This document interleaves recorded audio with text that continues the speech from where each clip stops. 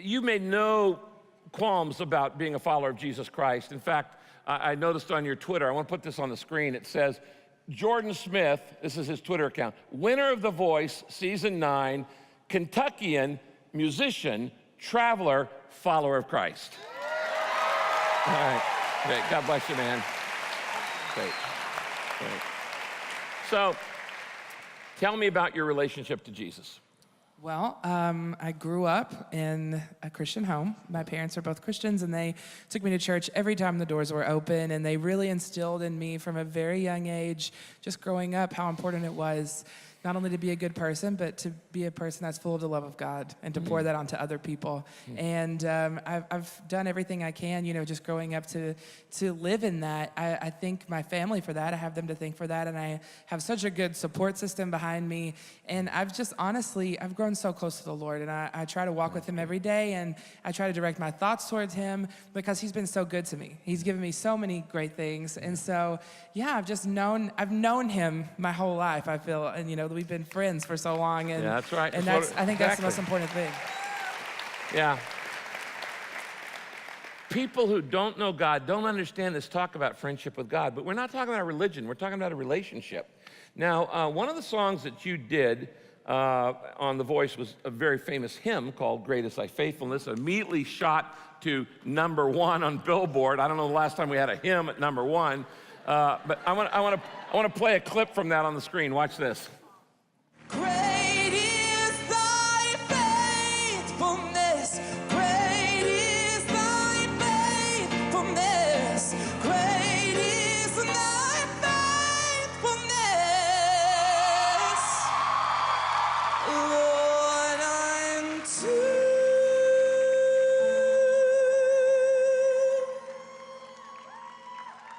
me.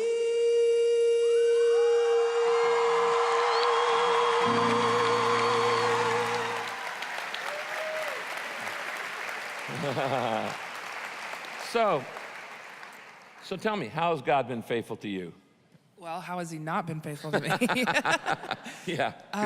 You know, he's done so much for me. He's healed members of my family. He's healed me. He's given me so much. But the greatest thing I think I've ever received from God, I know, is my salvation. You know, and if he never did another single thing for me in my entire life, then that's absolutely enough. Yeah. Everything else is just an added bonus. Amen? Amen. And so he's been faithful in that, and he's you know, been faithful to forgive me and to love me and to always allow me to feel his presence in my life. And two, I told the Lord a long time ago, which I say a long time ago, but I'm only 22 years old, so for some of you, that's not a very long time ago. For you, maybe. Hey, wait a minute. I'm just kidding. Wait a minute. But I told the Lord a long time ago to me that I never wanted to use his name to promote my position, but I always wanted to use my position to promote his name and do whatever I could to make his name famous. And he's been so faithful to give me those positions and give me those platforms to promote him, and that's just one way that he's been faithful to me. Fantastic. Now, being on The Voice, that's a lot of competition. I mean, there's a lot of incredible talent. You've got incredible talent in the judges. You've got the whole nation watching online. And I'm sure during the season, you probably had to deal with some of the fears we've just been talking about, like inadequacy and fear of disappointment and things like that. So you probably had even naysayers who said, you shouldn't even try out, you know, and so why even try? But you did. And so tell me about that. Talk to me about how you dealt with the fears throughout the season. Okay. Actually, honestly, I'll tell you, I auditioned for The Voice in February of 2014, so almost 2 years ago. And when I auditioned the first time, I didn't make it, which was a very difficult thing for me because this has been a dream of mine for a very long time. I've been a fan of the show ever since it started, and I always felt just an attachment to it in my heart, and that was one of my desires, was to be a part of the show that I felt was so wonderful. And so for me, that was a huge disappointment in my life. And the opportunity came around. I waited out that year, and I accepted that wasn't God's timing. That's not his plan. That's okay. And then a year went around, and the next February, in February of this year, I got a call, and a talent scout had seen a video of me and asked me to come back and audition for the show. But This is like moving against the fear of disappointment, like we talked right, about. right. And so in that moment, I was faced with a choice. I could either allow the fear of being disappointed again, because this was something huge, you know, that I'd wanted for so long, and I'd already been disappointed once. So I could have allowed that fear of disappointment to take control, and I could have said no, or I could have stepped out on faith and really believed that this is what God had placed in me as a desire and a dream, not only that I had for myself, but the dream that God had for me. And I stepped into that, and it just started a chain reaction of so many wonderful experiences over the past year with this show that I've been so blessed by.